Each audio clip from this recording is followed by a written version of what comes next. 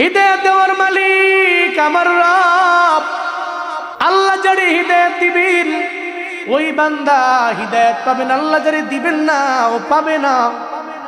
আমার মায়ার নবী হেরাম শরীফের পাশে দাঁড়াইয়া যখন নামাজের মধ্যে দাঁড়ায়, আমার মায়ার নবীর বডি মুবারকের উপরে, দেহ মুবারকের উপরে উটের নারী বুড়ি কুলু পর্যন্ত আমার মায়ার নবীর উপরে চাপায়া দেয়। আল্লাহর দরবারে আমার মায়ার নবী যেখানেই যায় নবীর মনটা বড় খারাপ হয়ে গেল। আল্লাহর দরবারে বলতে লাগলেন, ও আল্লাহ, 40 বছর পর্যন্ত এরা আমারে আল আমিন উপাধি দিয়ে দিল, 40 বছর পরে এরা আমারে দেখতে পারে না। আমি কালিমার দাওয়াত দেওয়ার পরে এরা জীবনেও কোনোদিন আমার দ্বারে কাছেও তো আসে না, উল্টা আমার বদনাম করা আরম্ভ করে দিল। এমন কি হয়ে গেল আমার ব্যাপারে মাওলা? আল্লাহর দরবারে কান্নার আওয়াজ। আল্লাহ পাক রব্বুল আলামিন জিবরাইলে কয়, ও জিবরাইল যাও যাও আমার মায়ার নবীর দরবারে চলো। আমার মায়ার নবী চোখের পানি ফালায় কান্না করবে, এটা আমি আল্লাহ মানতে পারি না। আমার মায়ার নবীর দরবারে সূরা ইনশিরাহটা নিয়ে যাও আর আমার মায়ার নবীরে পইরা জানায়া দাও। আল্লাহ যদি কাউরে হিদায়াত দেয় ওই বান্দা হিদায়াত নামক দৌলত পায়। আল্লাহ যারে দেয় না ও জীবনও কোনোদিন হিদায়াত নামক দৌলত পাবে না, ঠিক কিনা? ألم نشرح لك صدرك ووضعنا عنك وزرك الذي أنقض ظهرك ورفعنا لك ذكرك। চিল্লা জোরে করে পড়েন আল্লাহু আকবার। আল্লাহ পাক বলেন, আলাম নাশরাহ, পয়গম্বর আমি কি প্রশস্ত করে দেইনি লাকা সদরক, আপনার জন্য আপনার বক্ষ। আমি আল্লাহকে আপনার জন্য আপনার বক্ষটাকে প্রশস্ত বানায়া দেই নাই। দ্যাট মিনস আমি আল্লাহ তো আপনার সরহে সদর করলাম, আমি আল্লাহ আপনার সবকে সদর করলাম। আমার মায়ার নবীর সিনা চাকের ব্যাপারে আল্লাহ পাক আমার মায়ার নবীরে জানায়া দিল। নবীর সিনা চাক হয়েছে কেউ বলেন পুরা জীবনের মধ্যে 2 বার, আবার কেউ বলেন 3 বার। নবীজিকে মেরাজে নেওয়ার সময় জিবরাইল মিকাইল নবীর দরবারে আসছিল। ওই সময় আসার পর আমার মায়ের নবীর দরবারে আইসা আমার মায়ের নবীর বুকটাকে সিনা ভিতর থেকে হৃদয়টাকে বের করলেন। এরপরে জমজমের পানি দিয়ে ধুইলেন, ওপেন হার্ট সার্জারি করলেন। এরপরে যেই জায়গায় হৃদয় মুবারক ছিল ওই জায়গার মধ্যে আমার মায়ার নবীর হৃদয় মুবারকটারে ঢুকায়া দিলেন। ওটাকে বলা হয় সরহে সদর, শক্কে সদর। আল্লাহ কয়, পয়গম্বর আমি আল্লাহ আপনার সরহে সদর করলাম, আমি আল্লাহ আপনার শক্কে সদর করলাম। আমি আল্লাহ আপনারে জানায়া দিলাম, যাদের দিলটারে আমি আল্লাহ দিনের জন্য কবুল করে নেই, যাদের কল্পটাকে আমি আল্লাহ দিনের জন্য কবুল করি, ওই বান্দাই দিনই লাইনে আগাইয়া যায়। আর যাদের কল্পটারে আমি আল্লাহ দিনের জন্য কবুল করি না, ও জীবনও কোনো দিন দিনই লাইনে আগাইয়া যেতে পারবে না। কারণ হিদায়াত দেওয়ার মালিক তো দুনিয়ার কেউ না, হিদায়াত দেওয়ার মালিক আমার রব। আল্লাহ যারে হিদায়াত দিবেন ওই বান্দা হিদায়াত পাবেন, আল্লাহ যারে দিবেন না ও পাবে না। জীবনও কোনোদিন ওই বান্দা পাবে না। নবীর হাতেও নাই, হুজুরের হাতেও নাই, কোনো আলেমের হাতে নাই, কোনো পীরের হাতে নাই। হিদায়াত কার হাতে? আরো জোরে বলেন, কার হাতে? এখান থেকে বয়ান শুনে সবাই জেগিয়ে নামাজ পড়বে এমন না। বহু লোকেনে আছে আজকে সারা দিনের মধ্যে ফজরও পড়ে নাই, জোহরও পড়ে নাই, আসরও পড়ে নাই, মাগরিব পড়ে নাই, এশাও পড়ে নাই। আছে না নাই? কিন্তু আমি বলবো না হাত উঠান, অনেকে উঠাবে না। এমনি তো নামাজ পড়ে নাই, আবার আর একটা মিথ্যা বইলা হাতও উঠাবে না। দরকার নাই, জিজ্ঞেস করবো না রে বাপ। তবে আপনি যে বয়ান শোনার জন্য আসলেন, বয়ান শোনার আগে আপনি নামাজে গেলেন না। বয়ান শুই না তো নামাজের মধ্যে যাওয়া লাগবে। কারণ বয়ান শুই না তো এই ব্যক্তি তার দিলের মধ্যে এটাই গাঁথবে, এতদিন পর্যন্ত যা করি নাই এখন থেকে আমি তা করব, এতদিন পর্যন্ত যা করছি এখন থেকে আমি তা ছেড়ে দিব। পরিবর্তন হওয়া লাগবে। তবে বক্তার কথা শুই না সব মানুষ হিদায়াতের লাইনে যাবে না। আল্লাহ যদি হিদায়াত না দেয়, আমি বক্তা কেন? সারা দুনিয়ার সমস্ত আউলিয়া গাউস কুতুবাইনা যদি কয় আপনি আপনার সামনে একটা বোতল দিয়ে দিলাম, বোতলের মধ্যে পানিও আছে। ওই ওলিয়ে কামেলরা এই বোতলের মধ্যে ফু মারেন, ও বড় বড় ওলিয়ে কামেলরা ফু মারবে। আর যদি কয় ধরেন এই বোতলটা আপনারে দিয়ে দিলাম, এই জন্য নওজোয়ান পোলারে খাওয়ান যাতে ও নামাজি হয়ে যায়। আল্লাহ যদি কয় কপালে হিদায়াত নাই, সারা দুনিয়ার সমস্ত অলির ফুয়ের পানি পান করাইলেও লাভ হবে না। কারণ হিদায়াত দেওয়ার মালিককে আল্লাহ। নবীকে বললেন, ও পয়গম্বর, এই জন্য আপনাকে জানাইলাম আমি আল্লাহ যার পক্ষটাকে ইসলামের জন্য দ্বীনের জন্য কবুল করে নেই, ও তো পায় যার পক্ষটাকে আমি আল্লাহ দ্বীনের জন্য কবুল করি না, ও জীবনও কোনোদিন পাবে না। হযরত বেলালের দিকে দেখেন না, উনি তো কোনো দামি পরিবারের লোকও না, আবার কোনো দামি বংশেরও না, বড় কোনো লিডারও না, বড় নেতাও না, বড় একজন মালিকও না, মনিবও না, একজন সাধারণ লেভেলের দাস। এরপরেও হযরতে বেলালের দাম আল্লাহর দরবারে আছে না না? কিন্তু আবু জাহালের দাম আল্লাহর দরবারে আছে? উতবার দাম, সাইবার দাম, ওয়ালিদ ইবনে মুগিরার দাম আল্লাহর কাছে নাই।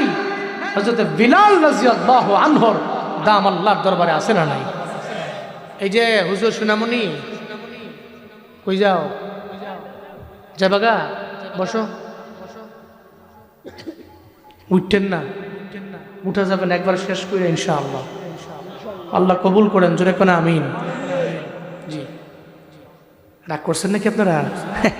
কোন মারহাবা, জোরে সুবহানাল্লাহ, আরো জোরে আলহামদুলিল্লাহ, চিল্লা আল্লাহু আকবার। আবু জাহলের দাম নাই, হযরত বিলালের দাম। কারণ কি? হযরত বিলাল রাদিয়াল্লাহু আনহু হিদায়াত নামক দৌলতটা পাইলেন, সে পায়নি, আল্লাহ তাআলা দেন নাই। তাহলে নবীর কত কাছের ছিল। উমরা করার জন্য যারা বাইতুল্লাহর মধ্যে গেলেন, আপনারা তো বাইতুল্লাহ ঘুরলেন, তাওয়াফ করলেন প্রথমত 7 বার। এরপরে গেলেন সাই করার জন্য সাফা টু মারওয়া, সাফা টু মারওয়া, মারওয়া টু সাফা, সাফা টু মারওয়া, মারওয়া টু সাফা, সাফা টু মারওয়া। কয়বার? 7 বার। 7 বার তাওয়াফ করলেন, এরপরে 7 বার সাই। 7 বার সাই করার পরে মারওয়া থেকে মুয়াল্লিম সাহেব আপনাকে বের করে নিয়ে গেল, এই হাজী সাহেব তাওয়াফ করলেন 7 বার এবং সাই করলেন 7 বার, এখন মোটামুটি পেশার আইসিনি। কই কিসের? কই ইস্তেনজার। কয় হা। এবার মারওয়া দিয়া বের করে দেয়। একটু দূর যাওয়ার পর বেশিক্ষণ হাঁটাও লাগে না, ওই জায়গায় যাওয়ার পরে কয় এটা হাম্মাম। তবে সাধারণ কোনো কারো বাড়ি না, এটা হলো আবু জাহলের বাড়ি। এখন হয়েছে হাম্মাম, টয়লেট খানা। এবার হাজী সাহেব মনে মনে কয় এখন তো প্রেশার আরো বেড়ে গেছে, ঠিক কিনা? কোন জায়গায়? এইটা পুরোটা দূর ফিরে যায়। এতক্ষণ ছিল 1, এখন 2। কথা বুঝেন নাই? এখন 1 নাম্বার ছিল, এখন 2 নাম্বার। একবারে গিয়ে প্রেশার পুষার দিয়ে নষ্ট মষ্ট করে লেছে, কেউ ছেড়ে বেড়া লেছে। তা আবু জাহালের বাড়ি বলে কথা। এরপরে মুআল্লিম সাহেব আবু জাহালের বাড়ি থেকে তাকে বের করেন। বের করে ওনাকে দেখান, এই যে আমি যেখানে বসে আছি এই জায়গায় যদি আবু জাহালের বাড়ি হয়, ধরেন ওই যে আমার গাড়িটা জেনে আছে অতটুকু পরেই দেখা যায়। তো মুআল্লিম সাহেব দেখায় ওই যে ইয়েলো কালার, একটু হালকা হলুদ কালার একটা বিল্ডিং দেখা যায়, এটা চিনেন? তো উনি তো কয় আমি নতুন মানুষ, আমি চিনবো কই থেকে? এটা হইলো নবীজির বাড়ি, আর এটা আবু জাহালের বাড়ি।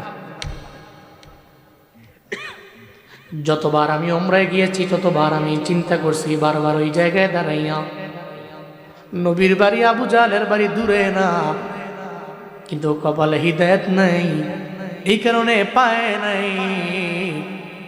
হযরতে বেলাল বড় দামি, হিদায়াতটা কপালে আছে। আফ্রিকার বেলাল নবীর হাতে কালেমা পড়া মুসলমান হয়া আল্লাহর দরবারে বড় দামি হয়ে গেছে। এর মানে হিদায়াত কারো হাতে নেই, হিদায়াত দেওয়ার মালিক একজন, চিল্লা বলেন তার নাম। আল্লাহ পাক বলেন আমি যার পক্ষ ইসলামের জন্য কবুল করে নি, ওই বান্দা তো দ্বীনের জন্য আগাইতে পারে।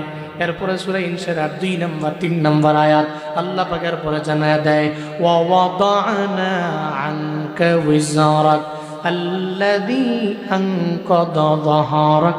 চিল্লায়ে পড়েন আল্লাহু আকবার।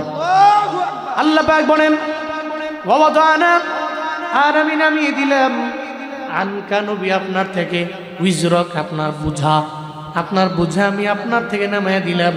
আল্লাযী আনকাযা যাহরাক, যে বোঝা আপনার পৃষ্ঠ দেশ পর্যন্ত নুয়ে দিয়েছিল, ওই বোঝা আমি আল্লাহ আপনার পিঠ মুবারক থেকে নামায়া দিলাম। এখন মুফাসসিরিনে কেরাম বলেন, আমার মায়ান নবীর পিঠ মুবারকের মধ্যে কিসের বোঝা, কিসের বোঝার কথা আল্লাহ পাক বললেন? সব মুফাসসিরিনে কেরাম একমত, আল্লাহর নবীর জিন্দেগিতে কোনো গুনাহ আছে? নবীর জিন্দেগিতে কোনো গুনাহ নাই। লিয়াগফিরা লাকাল্লাহু মা তাকদ্দামা মিন যামবিকা ওয়া মা তাআখার। আল্লাহর নবীর ব্যাপারে আল্লাহ জানিয়ে দিলেন, আমার নবীর জিন্দেগিতে কোনো গুনাহ নেই। এরপর আমি আল্লাহ ঘোষণা দিয়ে দিলাম, আগে পরে যত গুনাহ আছে, আমার মায়ার নবীর যত গুনার কথা আছে, দেশ আছে, যা আছে, যদিও নাই, এরপরও ঘোষণা দিয়ে দিলাম আমি আল্লাহ মাফ করে দিলাম। আল্লাহ পাক বলেন, আমি আপনার থেকে নামিয়ে দিয়েছি আনকা উইজরক, আপনার জিন্দেগির যত বুঝা সব আমি আপনার থেকে নামিয়ে দিয়েছি। আল্লাযী আনকাযা যাহরাক, পয়গম্বর, যে বুঝা আপনার পিঠ মুবারক নুয়ে দিয়েছিল, আমি আল্লাহ নামিয়ে দিলাম। আপনার জিন্দেগিতে কোনো গুনাহ রাখলাম না। এখান থেকে উম্মতে মুহাম্মাদের জন্য একটা শিক্ষা আছে। এই মুহাম্মদ পয়গম্বরের উম্মতেরা, মানে আমরা, আমার নবীর জিন্দেগিতে কোনো গুনাহ নাই। আল্লাহ পাক ঘোষণা দিয়ে দিলেন নবীর গুনাহ নাই। এরপরেও নবী ডেইলি আল্লাহর দরবারে, কেউ বলেন তাওবা করে নবী 70 বার, আবার কেউ বলেন নবী আল্লাহর দরবারে তাওবা করে 100 বার। এই বাবারা, নবীর জিন্দেগিতে গুনাহ নাই, এরপরেও তাওবা করে যদি 100 বার, আমগো জিন্দেগিতে গুনাহ আছে না নাই? আছে না নাই? একটু চোখ দুটা বন্ধ করে একটু চিন্তা করেন না।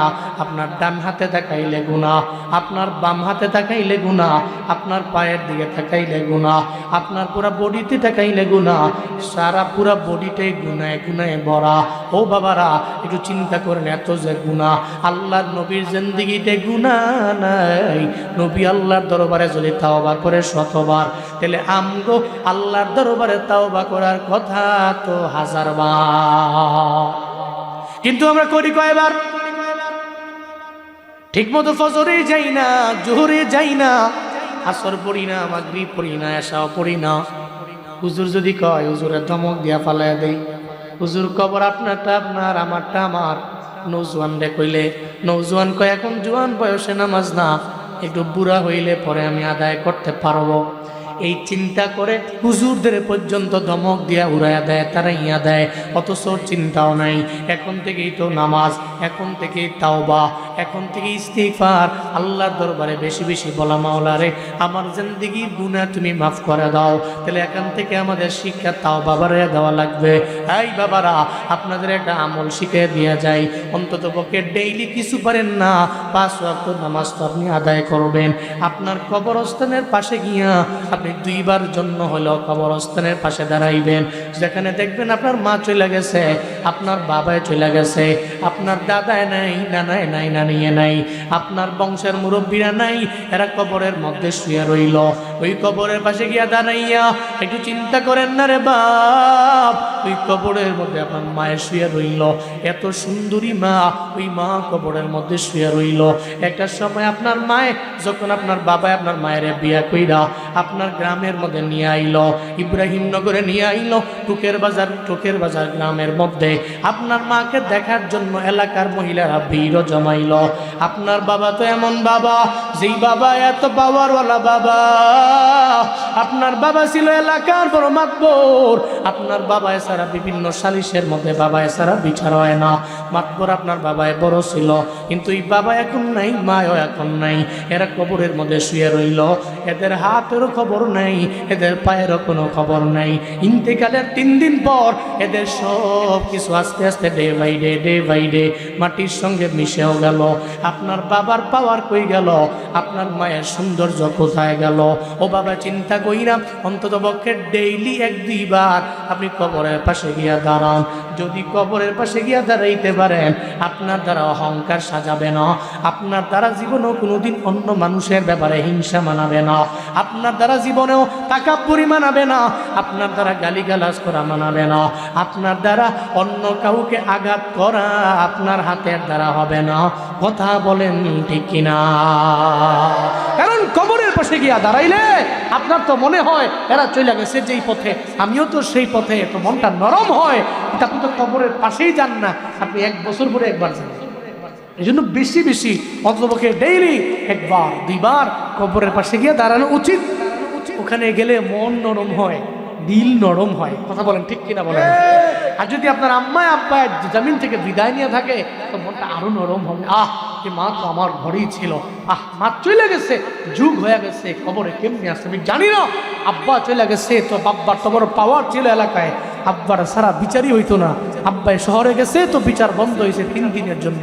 এখন তো সে আব্বাও নাই, আমার মাও নাই, তো আব্বাও নাই, এরা যে কবরে আছে, আমার আব্বাই গেছে যেই পথে, আমি তো তারই ছেলে, আমিও তো সেই লাইনেরই পথে। আপনি যদি কবরের পাশে গিয়ে দাঁড়ান, জমিনের যত তাকাব্বুরি অহংকারী ভাব, এই সব সেকেন্ডের মধ্যে ধূলিসাৎ হয়ে যাবে। মনে রাখবেন এটা। আপনার দ্বারা তাকাব্বুরি বাহাদুরি মানায় না তো। আগামী 12 তারিখের নির্বাচন এর প্রমাণ হবে। বাংলাদেশের মুসলমানরা একজন মুসলিম আরেকজন মুসলিমকে আঘাত করে, থাপ্পড় দেয়, গুলি করে, মুসলিম মুসলিমকে মারে। ঠিক কিনা বলেন? তাকাব্বুরি নিয়ে আগাইয়েন না। আপনার বাহাদুরি আছে, আপনার লিডারের পাওয়ার আছে, আপনার নেতার ক্ষমতা আছে বলেই সাধারণ কোনো এক নেতার পিছনে যারা চলে, সে তো আপনার মুসলিম ভাই। সবচেয়ে বড় পরিচয় সে কি? আপনার দ্বারা জীবনেও কোনোদিন নেতার কথা শুই না আপনি তার গালের মধ্যে গিয়ে থাপ্পড় লাগাইতে পারেন না, এটা আপনার দ্বারা মানায় না। এটা আপনি পারেন না তো, এটা আপনার দ্বারা যায় না। আপনি মুসলিম, সেও মুসলিম, আপনারা 2জন ভাই। কি আমরা ভাই, এটা মাথায় রাখেন। এত ভাব লয়েন না, মরে যাবেন একদিন আপনি। নেতা এখানে কইছে যা মাইরায়, আপনি গিয়ে মাইরাইছেন। আপনি মনে করতেছেন কি একটা বড় কাম করে লিছি, আমি বহুত ভালো কাম করছি। না, একজন মানুষ যখন একজন মানুষকে আঘাত করে, মৃত্যুর 1 ঘন্টা আগে হলেও ও আফসোস করে এই আঘাতটা আমি কেন করেছি। ওদিন আপনি আফসোস করলেও ফায়দা আছে? ফায়দা। এটা বান্দার হক, বান্দার উপরে জুলুম করা যায় না। নির্বাচন হবে, নির্বাচনের মতো মারামারি করবো না ইনশাআল্লাহ। ইনশাআল্লাহ আমরা নবীগঞ্জের মুসলমানরা নিয়ত করতেছে, আমরা মারামারি, কাটাকাটি, খুন খারাপি এর দিকে অগ্রগামী হব না ইনশাআল্লাহ। আমরা মুসলমান ভাই ভাই। হ্যাঁ, মাঝে মাঝে কথা দিয়ে কাটাকাটি হতে পারে, ন্যাচারাল ব্যাপার, কিন্তু এর মানে কি মারতে হবে? আর যাই করেন, বাংলাদেশের পুলিশ সদস্যদের মতো এরকম অমানুষ হইয়েন না। কিছু আছে অমানুষ, আজকেও দেখছেন না। এই জন্য আমি বলি, এদের ড্রেস চেঞ্জ হয়েছে, স্বভাব চেঞ্জ হয় নাই। ঠিক কিনা? বাংলাদেশ পুলিশের ড্রেস চেঞ্জ হয়েছে, দেখতেও সুন্দর লাগে, ড্রেস দেখতে ভালো লাগে। আগের ড্রেস দেখলে ঘৃণা সৃষ্টি হইতো, এখন ড্রেস দেখলে ভালো লাগে। তবে ড্রেস চেঞ্জ হয়েছে ঠিক হয়, স্বভাব তো ঠিক হয়নি। স্বভাব পরিবর্তন করা উচিত, স্বভাব পরিবর্তন করতে হবে, কিন্তু পরিবর্তন ঘটবে। কারণ জামা চেঞ্জ করছি, তোমার দিল সাফ করি নেই, হবে না তো। ঠিক কিনা বলেন? ওসমান হাদির বিচার কি, হত্যার বিচার কি এদেশে মানুষ চায় না? চায় না? চায় না? আপনারা চান না? কারা কারা চান? দুহাত তুলে আল্লাহকে দেখান তো। সবাই চান না? হাত নামান। সবাই চায়। তাহলে শুধু ইনকেলাব মঞ্চের ছেলেরাই গেলে সমস্যা কি? সারা দেশের মানুষেরাই তো বিচার চায়। এটার বিচার করেন, বিচার করে দিলেই তো হয়। কিন্তু আপনারা তো করেন না। কি এক রাগব গোয়াল জানিয়ার ভেতরে আছে, 1 সপ্তাহ 1 মাস পরে পরে খালি 9-6 করেন। ঠিক কিনা বলেন? কিন্তু মনে রাখবেন, 1000 বছর পর 100 বছর পর, 200 বছর পর, 500 বছর পর এই জমিনের মাটি যতদিন থাকবে, একটা ছোট্ট পিচ্চি পোলাও ওসমান হাদির নাম জানবে। ওরা গর্ব করবে এই জমিনে এমন এক ছেলে ছিল, নিজের ক্ষমতার জন্য নিজের জান দেয়নি, এর দেশের জন্য, দশের জন্য জান দিয়েছে। কনফার্ম তার মরণ হবে, এটা জেনেও সে রাজপথে লড়েছে।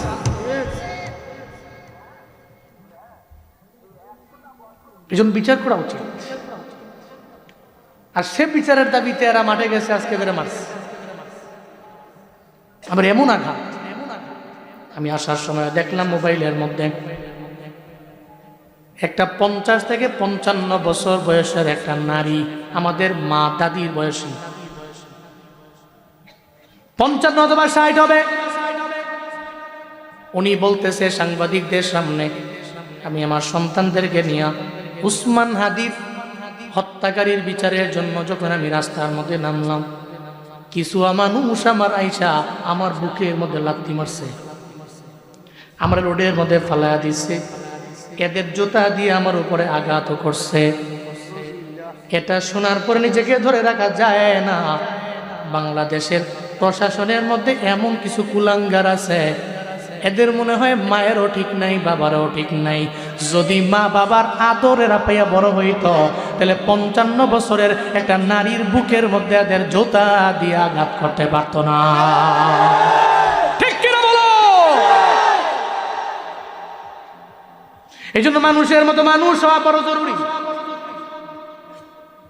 আল্লাহ বলছেন এরা দামি জাতি, মানে আমরা দামি জাতি। আবার আল্লাহ বলছেন উলাইকা কাল আনআম, আল্লাহ বলছেন এরা চতুষ্পদ জন্তুর ন্যায়। বালহুম মাদাল, শুধু চতুষ্পদ জন্তুর ন্যায় না, এর চাইতেও নিকৃষ্ট। কথা আমার না, চিল্লা বলেন কথা কার?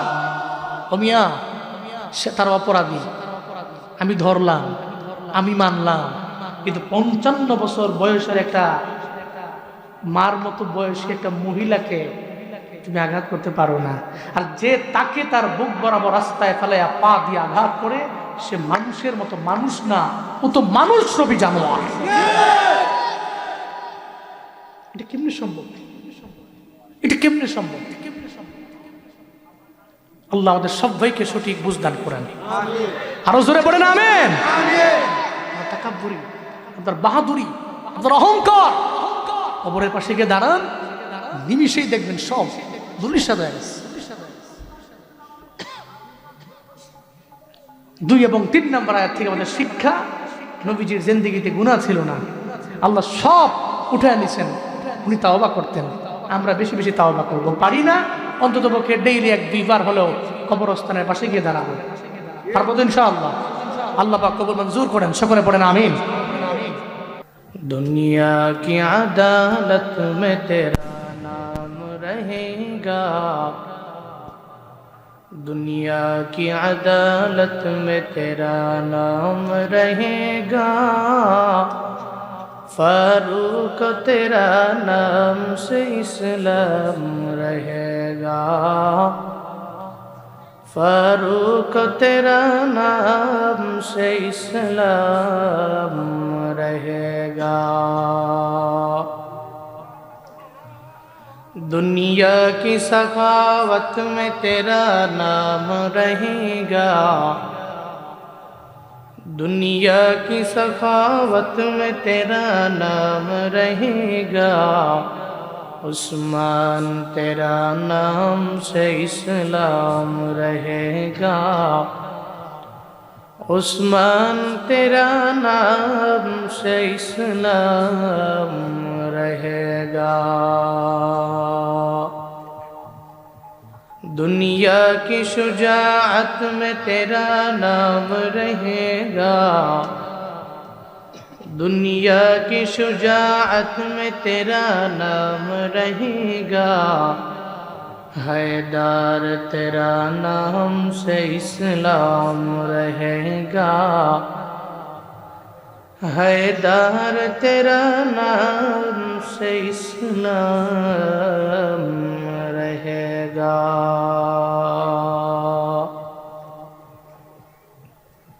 ঐতিহ্যবাহী আল কাউসার ইসলামী যুব সংঘ ইব্রাহিমনগর টোকের বাজারে উদ্যোগে আয়োজিত তৃতীয় বার্ষিক তফসিরুল কুরআন মাহফিলের আজ 6 ফেব্রুয়ারি 2026 মুতাবাররকি মজলিসের সম্মানিত সভাপতি তিনজন আলিম, আজকের এই মাহফিলের সম্মানিত আলোচক বৃন্দ, আমার আগে আপনাদের সামনে কোরআন এবং হাদিস থেকে দিক নির্দেশনামূলক বাণী আপনাদের শুনিয়েছেন বিশিষ্ট ইসলামী চিন্তাবিদ, সারা দেশের গ্রামে গঞ্জে দিক দিগন্তে যার পদচারণা, যার কণ্ঠের আওয়াজ দিয়ে এই মানুষগুলোকে জান্নাতের পথে অগ্রগামী করুন। আমার ভাই হযরত মাওলানা মুফতি কাউসার আহমদ হাসানী সাহিব দামাত বরকাতুহুম, আরো অনেকেই আজকের এই মাহফিলে কথা বলেছেন। সুন্দরী আয়োজন আপনাদেরকে প্রতি বছরের ন্যায় এবছর উপহার দিয়েছেন আল কাউসার ইসলামী যুব সংঘ, যাদের অক্লান্ত পরিশ্রম এই মাহফিল দাঁড়িয়েছে। শুরুতেই আমাকে একটু উচ্চ কণ্ঠে উচ্চ আওয়াজে জবাব দিবেন, সুন্দরী মজমাটি পেয়ে আপনারা খুশি না বেজার? খুশি হলে তো মানুষ হাসি দেয়, কারো চেহারায় কোনো হাসি নেই। আপনারা রাগ করছেন নাকি? এ রাত বেশি হয়ে গেছে নাকি? ঠান্ডা বেশি? তাহলে খুশি হইলে হাসি দিয়ে দোয়া করেন। আজকের এই মাহফিলের আয়োজন যারা করেছেন, আল্লাহ প্রত্যেককে দুনিয়া এবং আখেরাত উভয় জগতে কল্যাণকামীদের অন্তর্ভুক্ত বানিয়ে দেন। সকলেই পড়েন আমিন। এই যে মাহফিলে আসতে পারা, বসতে পারা, কিছু দিনই আলোচনা শুনতে পারা, বলতে পারা, এই সমস্ত কিছুর তৌফিক দাতা কে? আল্লাহ ছাড়া এই পৃথিবীতে সেকেন্ড কে আছে যে আমাদের তৌফিক দিতে পারে? আছে? আল্লাহ যদি তৌফিক না দিতেন তাহলে এই যে 4 ভাই মিল্লা শ্রম দিয়া এই জুয়ান করে লইয়া আজকের এই মাহফিলের আয়োজন করতে পারতেন না। আমি বক্তা সাহেব আল্লাহর তৌফিক ছাড়া কথা বলতে পারি না। আল্লাহর তৌফিকের কারণে এই জবান দিয়ে প্রত্যেকটা শব্দ আমার জবান থেকে বের হয়। আপনারা আসছেন আল্লাহর মেহেরবানি, আল্লাহর তৌফিক ছাড়া আপনারা আসতে পারেন নাই। এর মানে তৌফিক বক্তার নাই, শ্রোতার নাই, কমিটির নাই, কারো নাই। তৌফিক কার? আল্লাহর তৌফিক লাগে আর আমাদের লাগে ওসিলা করা। আমরা চেষ্টা করতে হবে, মাধ্যম ধরে অগ্রগামী হওয়া লাগবে। এখন যদি আমি কই যে তৌফিক দিবেন আল্লাহ, এই যে মুরব্বী আঙ্কেল, এই যে কই যাওনি আপনাকে এই যে আসেন সাউন্ড লাগবো, মনে করছে অন্য হুজুর, পারমিশন নিয়ে ওঠা লাগবে। আর এই সাউন্ড কোথেকে আসে? হ্যাঁ, কীর্তন মাইরা আছে রে। এই কীর্তনের যন্ত্রণায় আগে 3 বছর আগে যখন বাড়ি ছিলাম, আমার বাড়ির চতুর্পাশে হিন্দু অভাব নাই, আখরাওয়াজ। মাহফিল শেষ করে বাড়ি থেকে একটু ঘুমাম, যন্ত্রণায় ঘুমাইতে পারতাম না, কিছু বলতেও পারি না। বললে কই যে আমরা তো ক্ষুদ্র গোষ্ঠী, আমরা সংখ্যালঘিষ্ঠ, এই কারণে খালি আম করে ধরে। তো আমগো তো ঘুম শেষ, অনেক বিরক্ত হইতাম তখন, কিন্তু কিচ্ছু করার নাই। এদের ধর্ম এরা পালন করো, আমরা আমাদেরটা করি। বাদ বাকি ডিস্টার্ব করবে অনেক, কথা বলতে গেলে অনেক বেশি সাউন্ড, তো ডিস্টার্ব হবে। আল্লাহ সহজ করেন, সকলে পড়েন আমিন। ভাইসুব, আল্লাহর তৌফিক ছাড়া আমাদের সব কিছু ইম্পসিবল, কিন্তু আমাদের চেষ্টা থাকা লাগবে। আমি যদি চিন্তা করি মনে মনে আজকের এই মাহফিলে আমি যাবো না, যদি আমি চিন্তা করি যাইতাম না, আমি চেষ্টাও করলাম না, বেরও হলাম না, ফোন দিয়ে বলে দিলাম আসতে পারবো না, আর যদি বলি যে আল্লাহ যা করছে ভালোর জন্যই করছে, তো হবে না। তো আমি চেষ্টা করতে হবে। ঘরের মধ্যে আজাইরা পয়সা থেকে বাংলাদেশের বহু বক্তা আছে, প্রোগ্রাম রেখা মিস করে, কোনো কাজও নাই, গুরুত্বপূর্ণ কোনো বিষয়ও নাই, হুদাই প্রোগ্রাম মিস করে। এরকম বহু বক্তা আছে। আপনাদের অনেকের সুপরিচিত একজন বক্তা আছে, নাম বলবো না আমি। ওনার মন চাইছে, তখন উনি ঘুমায় গেছে। মন চাইছে তো গাড়ি ব্রেক দিছে, মাহফিল 5টা হইলে 5টায় ক্যান্সেল। যাইতাম না আমি, কিন্তু আল্লাহর মেহেরবানি, আল্লাহর শুকর, যতদিন এই ময়দানে আছি ততদিন মাহফিলকে উদ্দেশ্য করে বের হই, চেষ্টা করি। এবং গত 8 বছরে একটা মাহফিলও আমার দ্বারা ক্যান্সেল হয় নাই। এটা আল্লাহর মেহেরবানি। কারণ এই যে মানুষগুলো আপনারা আসছেন, আমি দাওয়াত রাখছি, আমি আসি নাই, আপনারা সবাই আমার দোয়া দিবেন, যাবেন আর বলবেন যে কি বক্তা হইছে, কি বক্তা হইছে, আর দুনিয়ার বদদোয়া আমারে দিবেন। এমনিই তো আমলের কোনো বুঝি নাই, আবার আপনাকে বদদোয়া লয়ে চলমু কেমনে? আল্লাহর মেহেরবানি আসতে পেরেছি, আপনারাও আসছেন। আমরা আল্লাহর কাছে শুকরিয়া আদায় করি, সকলে চিল্লা একবার করে সমস্বরে পড়ি আলহামদুলিল্লাহ। আমার সাথে পড়ুন রব্বানা লাকাল হামদ হামদান কাসীরান তাইয়িবান মুবারাকান ফি ইয়া রাব্বি লাকাল হামদু কামা ইয়ানবাগি লিজালালি ওয়াজহিকা ওয়া আযীমি সুলতানিক লাকাল হামদু বিল ঈমান লাকাল হামদু বিল ইসলাম লাকাল হামদু বিল কুরআন। প্রশংসা করলাম কার? মৃত্যু পর্যন্ত করব কার? আল্লাহ সে তৌফিক আমাদের সবাইকে দান করেন। আমি খুতবায় সূরাতুল ইনশিরাহ তিলাওয়াত করেছি। আমাকে যেহেতু বিষয় বলছে রাসূল সাল্লাল্লাহু আলাইহি ওয়াসাল্লামের শান, সূরা ইনশিরাহটা পুরাটাই নবীর শানের উপরে।